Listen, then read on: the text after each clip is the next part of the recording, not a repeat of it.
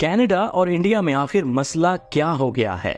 अगर आपको भी समझने में मुश्किल पेश आ रही है तो आइए आसान अल्फाज में आपको बताते हैं। अभी कुछ रोज पहले तो जस्टिन ट्रूडो भारत में बैठे थे। अचानक ऐसा क्या हुआ कि हालात ने पलटा खा लिया। आपको याद दिलाते चले कि खालिस्तान के हामी सिख रहनुमा हरदीप सिंह निज्जर को कनाडा में 18 जून को गोलियां मारकर हलाक किया गया था। अब हुआ कुछ यूं कि चंद रोज कबल कनेडियन वज़ीर आज़म ने इल्जाम आयद कर दिया है कि इस कत्ल के पीछे इंडियन हुकूमत का हाथ है और एक आला इंडियन सफारतकार को इस सिलसिले में मुल्क बदर भी कर दिया गया है। कनेडियन वज़ीर खारजा के मुताबिक वो इंडियन सफारतकार पवन कुमार कनाडा में इंडिया की खुफिया एजेंसी रॉ के सरबराह थे। इंडिया ने जवाब में इस इल्जाम को मज़ाक़ा खेज करार देते हुए जवाबी कार्रवाई में कनेडियन सफारतकार को मुल्क से जाने का कह दिया। अभी कुछ दिन कबल होने वाले G20 समिट पर नरेंद्र मोदी कनेडियन वज़ीर आज़म से कनाडा में सिखों के एहतजाज पर तशवीश का इजहार कर रहे थे और अब हालात यहाँ आन पहुंचे हैं कि कनाडा ने इंडिया से किए गए तजारती मुआहदों को भी ब्रेक लगा दी है। अब एंट्री होती है अमेरिका और आलमी ताकतों की, जो इस मामले पर तशवीश का इजहार कर रहे हैं और इंडिया पर तहकीकात में ताउन का दबाव डाला जा रहा है।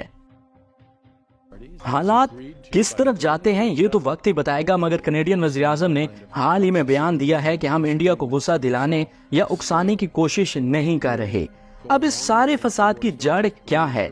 खालिस्तान तहरीक। ये तहरीक है क्या? जरा इस पर नजर डालते हैं।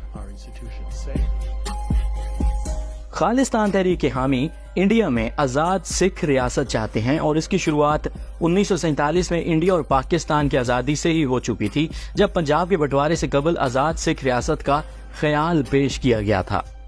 सिख मजहब की बुनियाद पंजाब में 15वीं सदी के आखिर में रखी गई थी और इस वक्त दुनिया में इसके तकरीबन 25 मिलियन पैरोकार हैं। सिख पंजाब की आबादी की अक्सरियत बनाते हैं, लेकिन भारत में अकलियत हैं जो इसकी 1.4 अरब की आबादी का 2% है।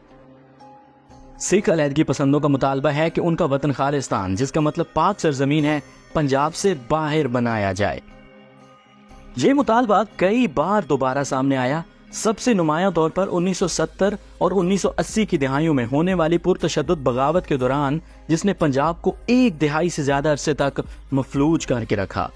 खालिस्तान तहरीक को हिंदुस्तानी हुकूमत की तरफ से सिक्योरिटी खतरा समझा जाता है। हुकूमत और सिख अलहदगी पसंदों के दरमियान तसादुम का सबसे खूनी वाकया 1984 में पेश आया। उस वक्त की वज़ीर आज़म इंदिरा गांधी ने मुसल्लह अलहदगी पसंद रहनुमा संत जरनैल सिंह भिंडरांवाला और उनके हामियों को बेदखल करने के लिए फौज को गोल्डन टेम्पल में भेजा, जो सिखों की मुकद्दस तरीन इबादत गाह है, जिससे दुनिया भर के सिख मुश्तइल हुए। चंद माह बाद इंदिरा गांधी को उनके सिख मुआवजों ने नई दिल्ली में उनके घर पर कत्ल कर दिया। फौज ने पंजाब से सिख अक्सरियत पसंदों को निकालने के लिए 1986 और 1988 में ऑपरेशन शुरू किया।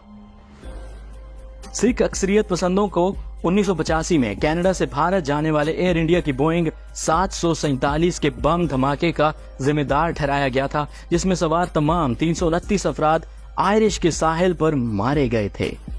इस बगावत ने दसियों हजार लोग मारे और पंजाब अभी तक इस तशद्दुद के नताइज बर्दाश्त कर रहा है। अगरचे खालिस्तान तहरीक को अब हिंदुस्तान में बहुत कम हिमायत हासिल है, लेकिन इसकी हिमायत कनाडा, बरतानिया, ऑस्ट्रेलिया और अमेरिका की सिख बिरादरी में बढ़ती जा रही है।